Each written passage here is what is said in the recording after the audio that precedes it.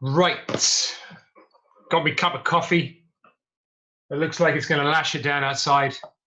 So let's rock and roll. Hopefully you can see the screen.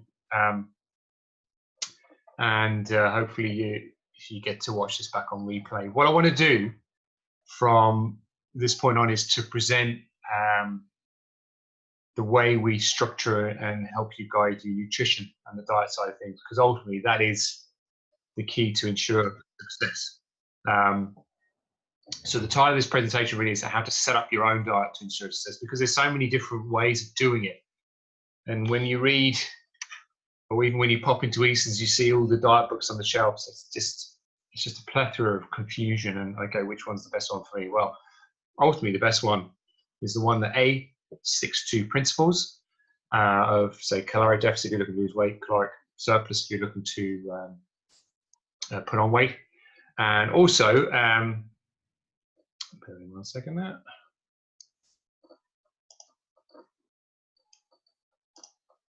There we go. And also one that you can stick to, because when we look at research and when we look at all the studies on diets, and everyone's always asking a million questions, which one's the best one for me? All the ones where subjects get success on them, i.e. long-term, and when we say success, it's not just the initial weight loss or the body fat loss, whatever they're looking at, or the metabolic markers, say reversing type 2 diabetes. It's how long they can then adhere, or the results stay a result. So its adherence is how long the results ultimately stay a result. So we're going to do this. We're going to have a look at a few things today. So I want you just to stop and think, before I bombard you with more information about diets, what do you want to get out of this? So just stop and think for just 10 seconds or so about what you want to actually get out of this. Just enough for me to say. If you're watching this on replay, you can pause it and so just to have a little think. Because when you ask this question, it guides your thought process. It guides your it guides your understanding of the subject. Rather than just being bombarded with information, your brain can act as a bit of a filter now and say, actually, that's useful to me, and I'm going to give that a go, rather than taking all this information on board and using none of it. So what do you want to get out of it? Maybe write it down or have a good think about it, and then and we'll take it from there. So equally, why do you think this is important? The answer is sometimes very obvious. You can't out-train a bad diet. And obviously healthy eating is very, very important. But why do you think this is important to you? And again, just have a little pause for a few seconds, just a reflection on this, because again, if you understand the why of why you're doing it, then the adherence becomes a lot more likely. It becomes much easier to stick to a healthy and fit lifestyle if you understand why you're doing it and why this is important to you. So why do you think it's important to you?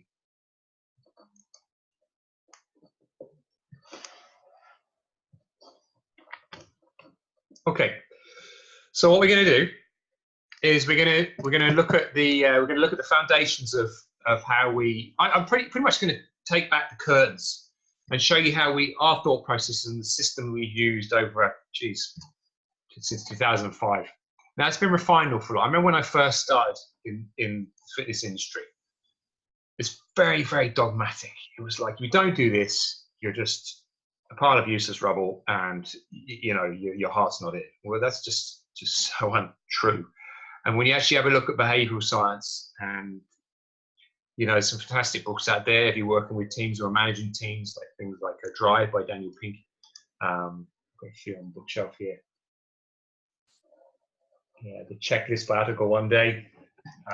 There's a few really good ones on behavioural, and they're really easy reads. So it's worth understanding. Why is change so hard? Well, it is. It's going to be the hardest thing you ever do, because one, the chances of relapse are huge, and there's so many steps to go through before you actually get to the magic step, which is sticking to the thing that you're trying to do. So I'm going to take you step by step through this. We're going to go through the foundations of what you kind of need in place before you then kind of tweak things, and what you need to do with consistency before you then tweak things. And then I'm going to show you kind of a breakdown case study whereby we'll give someone X amount of calories and how to work out or how to create a diet that's ultimately for them. So yeah, just like I said, the two key principles that we work for. Okay, before I ask anything. Is this person, so for instance, we'll use weight loss example because most clients come to us for weight loss or weight maintenance. Is this person going to be in a caloric deficit if they follow the strategy? Number one, because you just can't outfox it. It's physics, it's thermodynamics. You cannot outfix it. If you're not losing weight, somewhere along the line, it is because you're not in a deficit somewhere. Now, how do we create that deficit? That's very much personalized in the sense that it could be you could be not doing enough activity. You could not be. You could be eating too much. There could be something systemically wrong with you, which is, again, in my experience, about 1% of cases, if that may be. Because even with something like hypothyroidism, where particularly people go, I've got hypothyroid, struggling to lose weight, and I've got a sluggish metabolism. You hear all these reasons why people can't wait. Well, yeah, that's to an extent, but what it means is ultimately you've got to eat a little bit less than, say, someone in the same circumstances, because your body is not adept at using the energy that it's getting from the food, or it's not adept, or it's not as well adjusted to the exercise or the demands you're imposing on. So you just have to adjust things according to your needs, and that's it. That counts for anyone, whether you have a metabolic disorder or not. It's still the principles still stay the same. And then it's long-term adherence. So whenever 6-week challenges, 21-day challenges, whatever, they're great for springboards. Okay, but the key thing is to say, actually, I'm going to use this as a stepping stone towards something long-term, towards something which is actually going to benefit me in the long term. So it's all about adherence. Can you actually stick to what's been asked? If not, take a step back and think about, okay, what do I need to do to actually achieve this? Make your goalposts ginormous rather than little tiny, teeny ones where you've got a 1 in 100 chance of actually scoring a goal. Okay, so when I talk about foundations, what do I mean? Because, so I've got a cup of Rosie Lee, as my name would say, a cup of tea. Keeps the world going. Sorry, I just drifted off there with a funny story about my name, but I won't share it yet. Maybe in the gym I'll tell you the story. But anyway, the foundations. Where do you feel you need to look? So most people, when they come into us, I had a consultation there last week, and I always ask, okay, where do you think you're going wrong with your diet? And immediately, I hadn't even finished the sentence, was I snack way too much, and I snack on all the bad stuff. Now, good or bad doesn't matter, but just snacking in general. It can make, in particular, this lady was obviously this lady female, so her wiggle room, her margin for error wasn't great, because she's pretty slight, but the weight had crept on over the years, and as a result, the snacking, even though she was eating very well at breakfast and dinner, it just led to kind of weight creeping on and on and on. Wasn't dramatic, but it was just crept on over a year or so.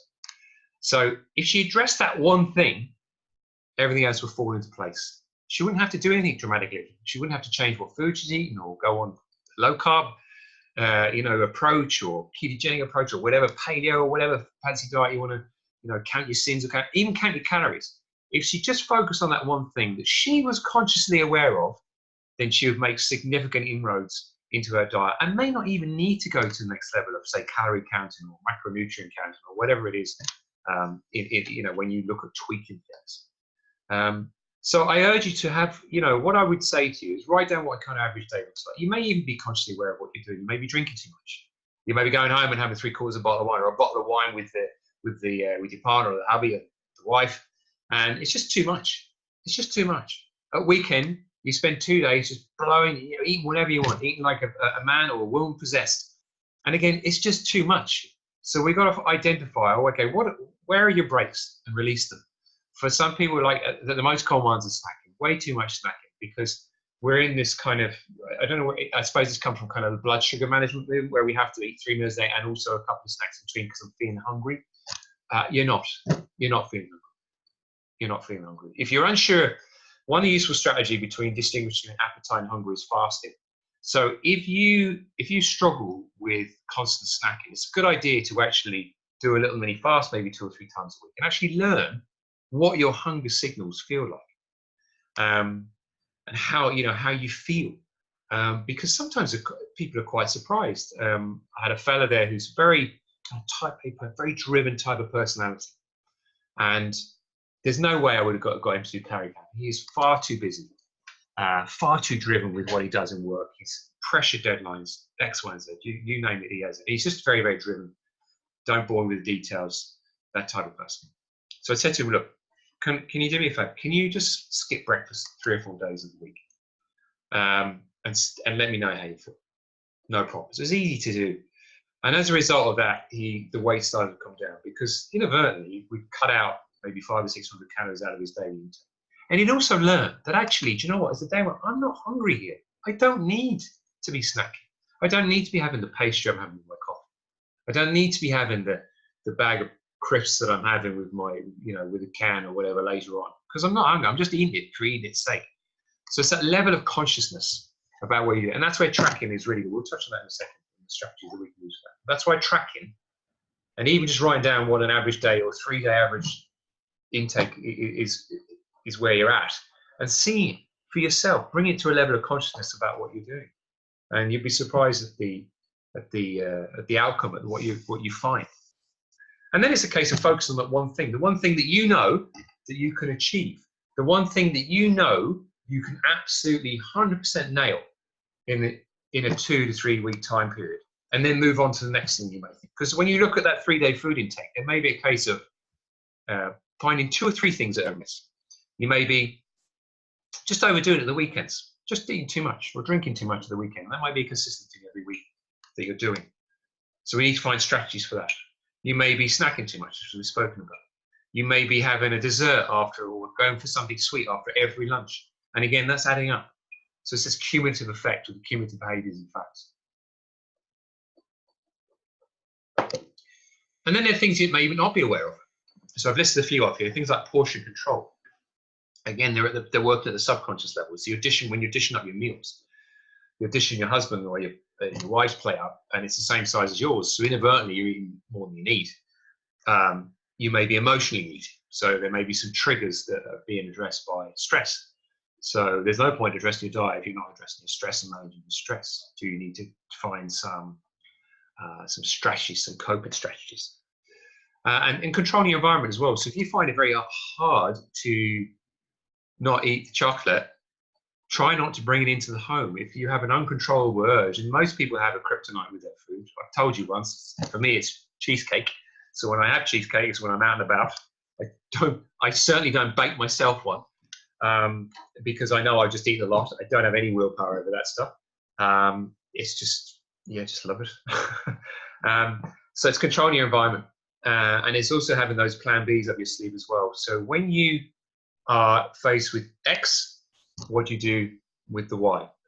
When you are late home from work, what do you do? When you are on the road an awful lot, what do you do? When you are in meeting, what do you do? When you have a plate of biscuits at work, you haven't eaten in 6 hours, what do you do? So it's having those plan Bs. They're coping mechanisms, the things you can control. You can't control Mary bringing in her birthday cake because she's too guilt-ridden to eat it herself. So she's going to come and flounder on you in the office. You can't control that, but you can control your response to it and what you can do with it. And those are key for you. So again, it's going back to the tracking, going back to the 3-day average intake, and understanding of where are you starting from, and you'll find a way there. You'll find some plan Bs, and if you need help with them, then please ask. I've got 1,000 of them up my sleeve. I've used them in all circumstances, and a lot of them are a little bit more kind of creative than some of you may think. So look, just ask. You don't try and do this by yourself.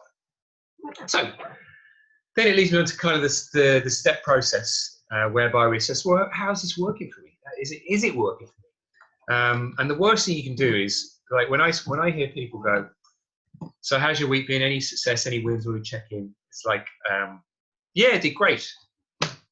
Well, what's great? To me, to you, what are we looking for here? Can we try and be a little bit more specific? Because without that specificity, you have no way of making it better. So one week you may feel good. There's too many kind of there's too many emotional markers that come in. You may feel like you're progressing, but actually this week you've taken a step backwards from the overall progress you're making. So in terms of your compliance, you may have You may be 80% compliance last week and only 50% compliance, but because things are going well or whatever, then you feel good, which is there's nothing wrong with that. But we need to be assessing. So what I would say to you is pick one thing at this kind of foundation. Pick one thing and do it really, really well. Really well. Just focus all your attention on that. Score it. Did you drink 2 or 3 liters of water today? Yes or no? There should always be a yes or no response. Did you do this? Yes or no? Assess it. Did it work? If not, well, that's when we tweak things. If it did, carry on. Simple. All right. So that's the process. So then we look at, okay, calories, actual calories. Now, when you've had your body scan, we can give you your basic foundational basal metabolic rate. And there's plenty of formulas out there which you can draw upon online. Muffin-St. Benedict Harris. There's MyFitnessPal pumps out one. You can do so many different formulas, but I think what I do is I will put up a formula that I would use, which incorporates activity. So we've got to work out, okay, how many calories do you need when we're looking to take ourselves out of the foundation and we're looking at calories, okay? And then we look at the best ways to track. There's 3 kind of ones that I've used consistently over the years, right? So number 1 is MyFitnessPal, which I think just gets better and better. You download it onto your phone. It has a very handy barcode function, so you can just scan the food items and so forth. Very, very handy, very, very quick. And it also has a very good algorithm where it can remember your favorite foods. Over time, after maybe 3 or 4 days of doing it consistently and accurately, it remembers it, and you can use it on a consistent basis. A photo journal works well. So what you do is, for the more visual guys and girls, you just snap your meal and you create a photo collage in whatever app you use, and you just keep a photo journal that way. That works well. And then good old-fashioned pen and paper. Bit more old school, what we had to do in the olden days. But you literally write down what you eat and calculate your calories with the use of the USDA database to cook with the foods. But again, that is extremely laborious, and that is why MyFitnessPal tops the bill on that list.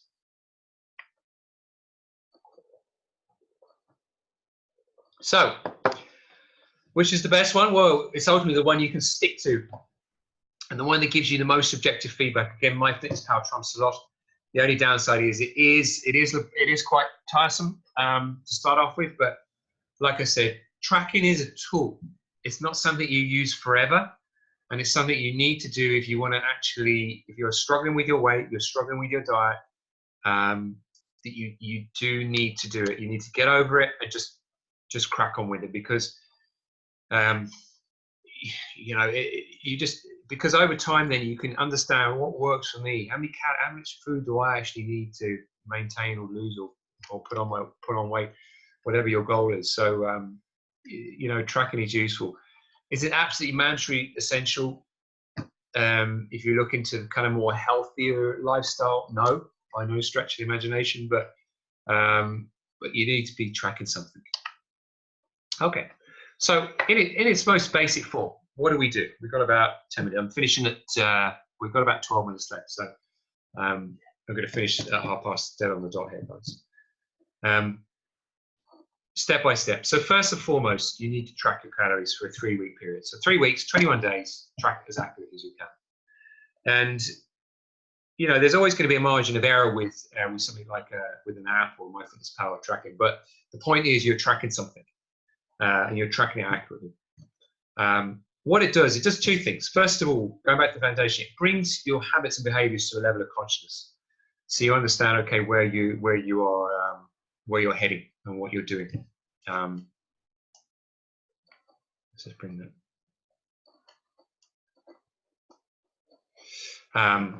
So it brings a, okay.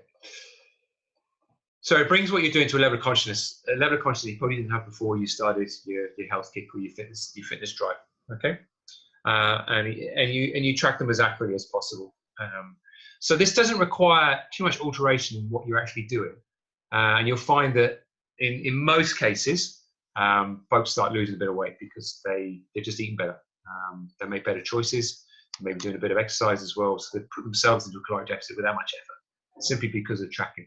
And that's why food diaries work. They just work. So after the 3-week period, are you losing weight? Are you hitting your goals, 1 to 2 pound a week if you're on a steady fat loss phase? If you are, great, carry on. Don't do anything. Don't change anything. If not, reduce your calories further by maybe 100-200 calories. Repeat that for another week or two, and keep assessing.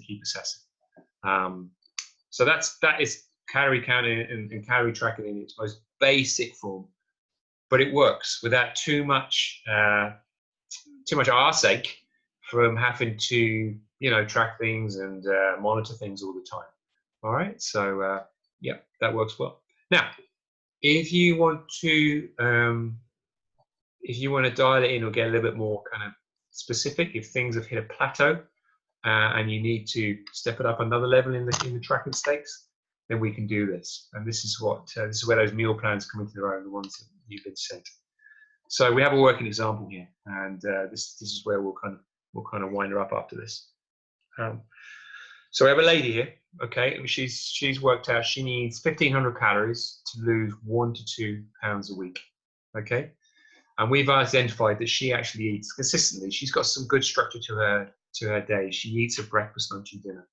Now, if you only eat a lunch and dinner, or you have a breakfast, a big dinner, and a tiny lunch, then you can adjust the calories that way. It doesn't have to be 500 calories over 3 meals. It could be 750, 250, 250, 250, and we'll do it that way. Whatever works for you. But you have your number. Now, then what we do is we look at what foods she enjoys and what she's currently eating. So if she's, say, having an omelette, 2 eggs, some spinach, bit of cheese, some tomato, she's having a slice of toast with that. Can we structure that so that it fits in to 500 calories? Does she need to have half a slice of toast? Does she need to have, a half a serving of cheese so we can work it in? And that's where the calorie tracking works really well.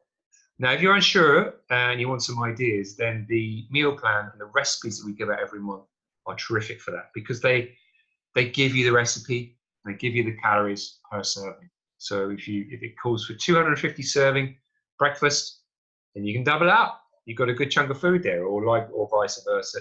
If it's maybe an 900 calorie serving, you need to do half of that. So let me look at so that's great. And it also gives you some fresh ideas as well. So can we do that? Can we do that for breakfast? And of course we can. And we do it with foods that you enjoy. So I'm not telling you what to eat. I don't care what you eat. It's, can you fit it in with some good nutritious meals and making sure you're ticking all the boxes. One thing about, you hear this kind of clean eating buzz that's out at the moment, right? Why that works is because, one, you are cooking things from scratch. So typically you're looking at lower calorie options. You're looking at vegetables, fruits, whole grains, proteins.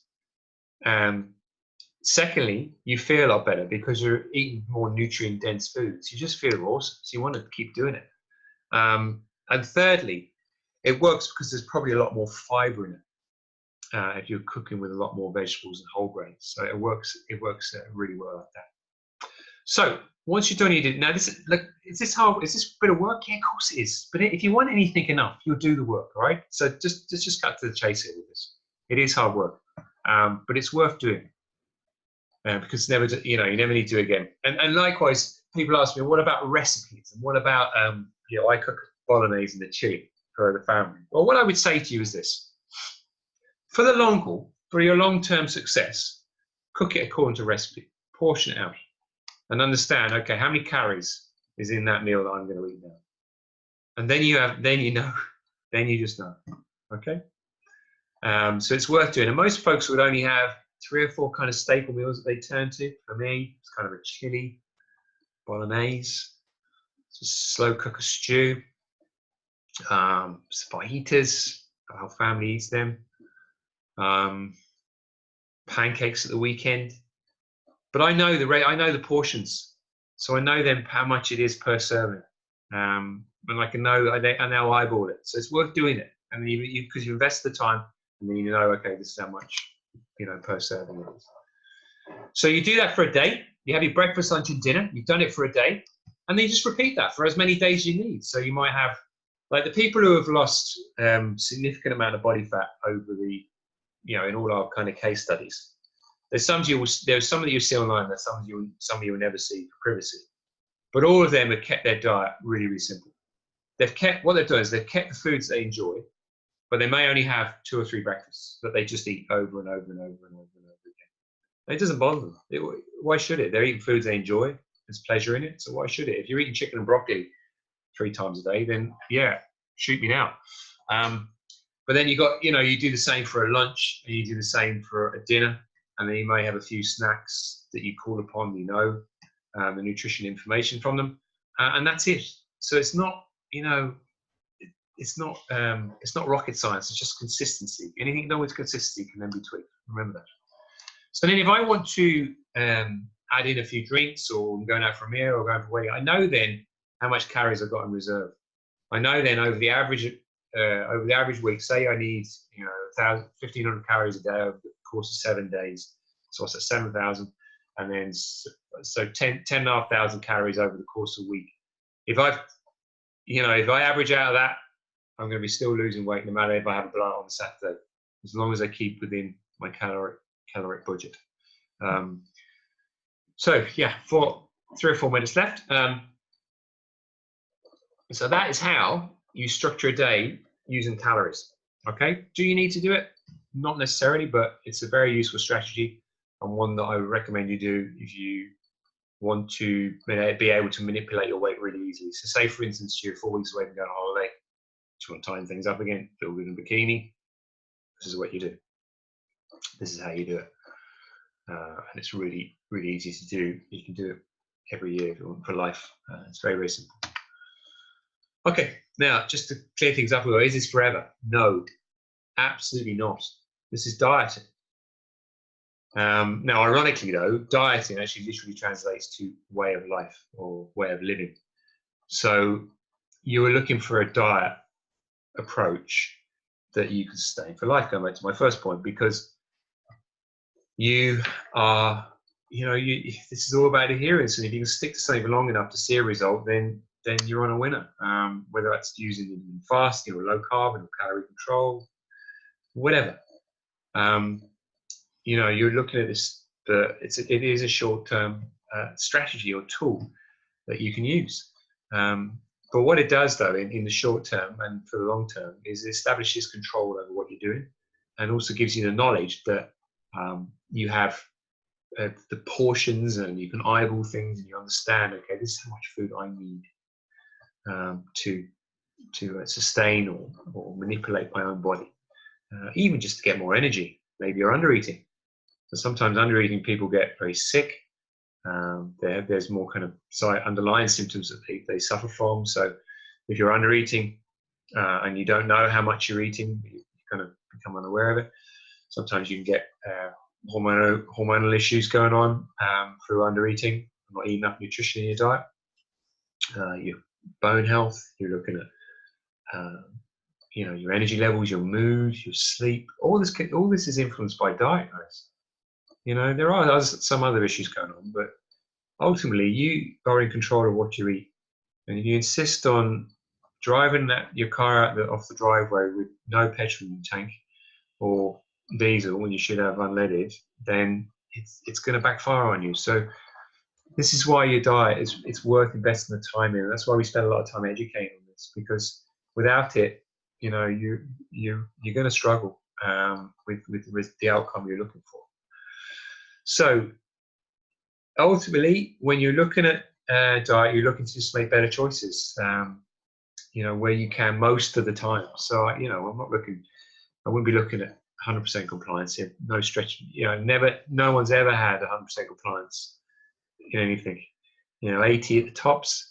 So just make better choices where you can most of the time, and therefore stay consistent. So if you're, if you fly off the handle on a weekend, you draw a line underneath it very, very quickly. So if you go out for a few beers on Saturday night, Sunday morning you're back on the plane because you want to. because it's a diet, it's your way of living. It's just the way you are, and you enjoy the social occasions. We all do, and so just in the long run, you can have you can have your cake and eat it, as they say. So, look, I hope this helped. And if you have any questions in relation to this, then I would love to hear. Thanks for your time, guys.